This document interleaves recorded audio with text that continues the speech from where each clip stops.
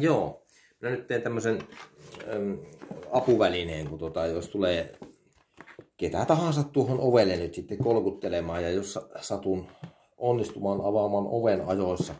Tai sitten jos käy niin, että joku tulee ja laittaa jalan oven väliin eikä halua lähteä, niin mä teen tämmöisen apuvälineen siihen.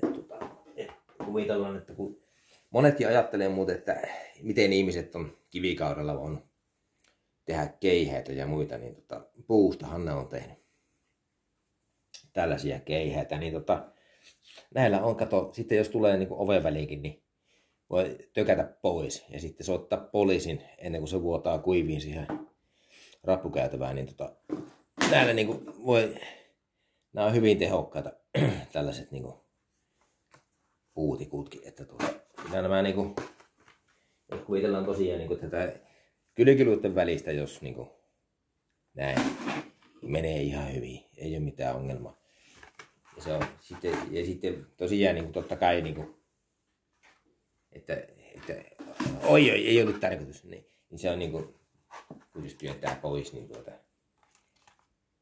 se menee ihan hyvin läpi mahasta ja mahasta. Niin näin. Niin, ja tää on aika helppo tehdä, mikä tahansa.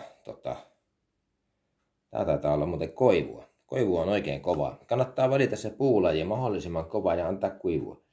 Koivu on oikein hyvä keihäänkäriksi. Se toimii oikein hyvin. Oikein hyvin menee.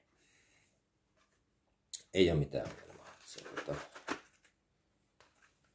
Todennäköisesti liha on aika sitkeä, mutta mä nyt ajattelin, mulle ei tän sitkeämpää pahvia ole kuin nämä mehutetrat, josta se